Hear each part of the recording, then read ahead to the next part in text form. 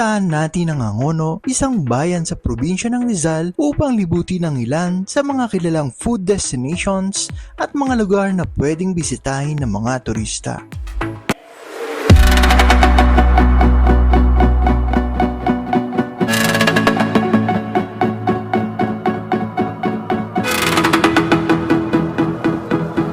Tara sa Angono!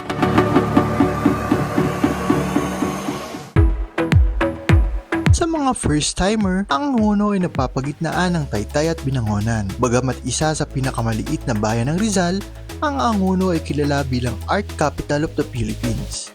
Ito ang hometown ng mga national artists for music na si Lucio San Pedro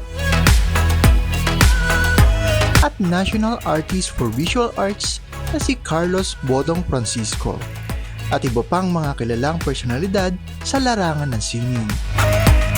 Isang patunay dyan ang mga naggagandahang paintings, street mural at mga naglalakihang eskultura na makikita sa palibot ng Angono.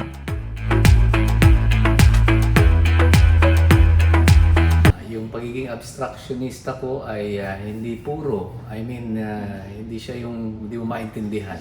Sa akin maintindihan mo kahit paano. I would say yung pinakamalaking ginawa niya. That is the mural na ginawa niya for the City Hall of Manila. Yun yung pinakamalaki. Yung, kung gusto niyo makita yun ay nasa National Museum ngayon. So, yan ang title nun is 500 Years of Filipino Struggles Through History. Ang bahay namin is open sa public since 1970. Simula na maging national artist si Lolo, 1973, si Lola inopen na talaga sa public ang bahay. Kasi maraming gusto pumunta rito nung may gusto silipin yung working area niya hanggang sa naging regular na siya na pinupuntahan ng mga tao.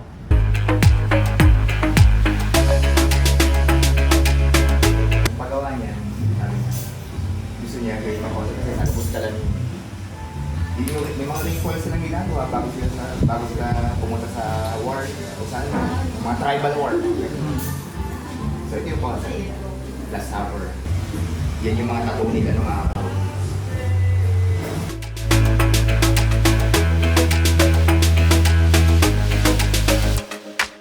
Isa sa mga paboritong pasyalan dito ang Angono Lakeside o mas kilala sa mga lokal na residente bilang Wawa na kung saan pwede kayong magpalipas ng oras habang pinagmamasdan ang magandang tanawin ng Laguna de Bay.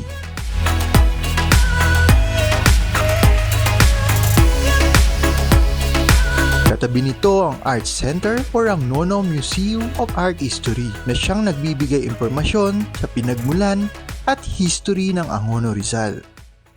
Si Nono, siya po yung isang matandang nakatira sa isang malaking balete sa bayan.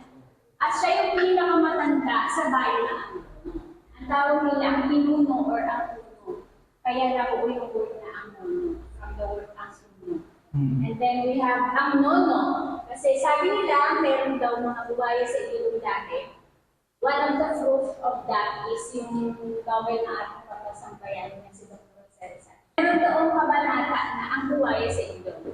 So sa Laguna de Bay kasi yung scene ni Sir Rizal. And that is a partial view of Laguna de Bay. So meron talagang buwaya sa ilog natin.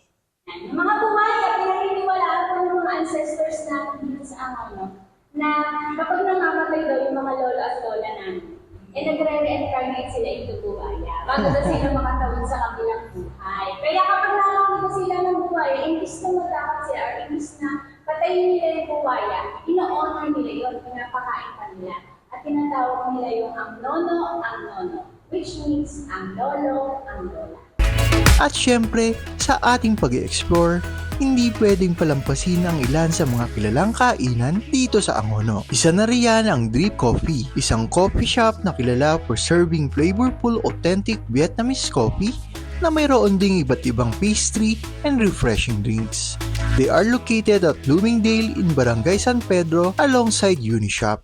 Para naman sa mga kaibigan natin na may dalang sasakyan at naghahanap ng car wash shop na mayroon ding kainan, dito sa Angela's Car Wash and Refreshment Corner ang para sa inyo. Sila ay matatagpuan sa main road ng bayan ng Angono at madaming masasarap na putahe na pwede ninyong pamilian gaya ng seafood, chicken, pork, and beef menus, pasta and soup, all-day silog, at madami pang iba. Tiyak, mabubusog kayo dito. Sa gawing itaas na parte naman ng Angono ay matatagpuan ninyo ang Olympus Venue and Cafe. Ang kanilang restaurant ay Greece-inspired na talaga namang kitang-kita sa mga kulay nitong puti at asul sa paligid. Kilala sa pangalan na Olympus Kitchen noong pandemic at ngayon mas pinalaki at mas pinarami ang kanilang mga food menus.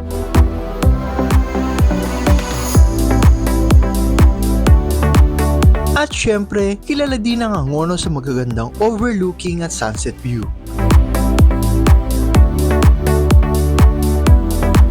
Dito naman sa Domsa View Deck, makikita ang ilan sa mga masasarap na kainan na talaga namang bubusugin kayo.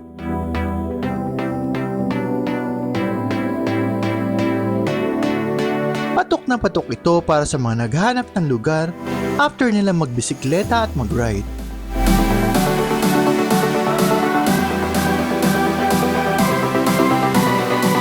Check out Espresso Bayou, 88 Sizzlers, Boodle Queen and more, Royalties Food Hub, Papi Pizza, Cad's Burger Hub, at marami pang iba.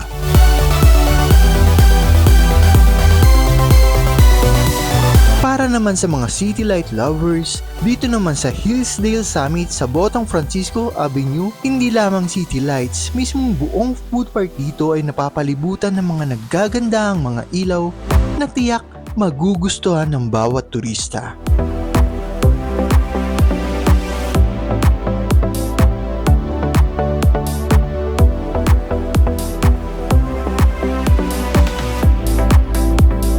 Maliban sa mga ito, kilala din ang Angono sa napakasarap na fried itik. Hile-hilera ang mga tindahan nito sa plaza na kung saan makikita ang aling tinays na bilihan ng paboritong snack food gaya ng mani, cornic, kasoy, sweet beans at iba pang kinalakihan nating kutkutin.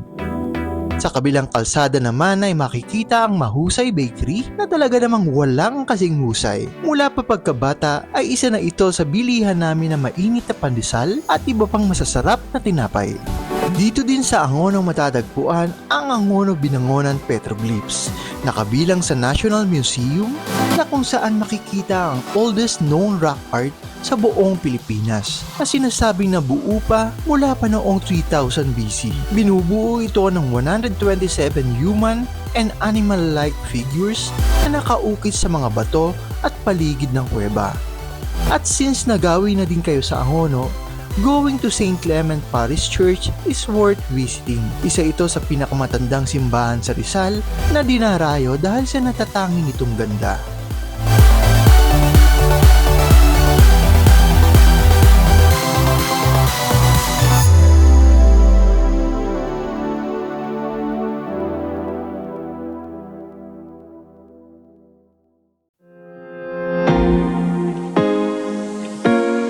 Kung maglalakad-lakad ka nga rito sa bayan ng Angono, ay marami kang bagong makikilala. Likas na mababait ang mga residente dito at palagi ang mga nakangiti, bukas palad na tatanggapin ng mga bisita, taga rito ka man o hindi.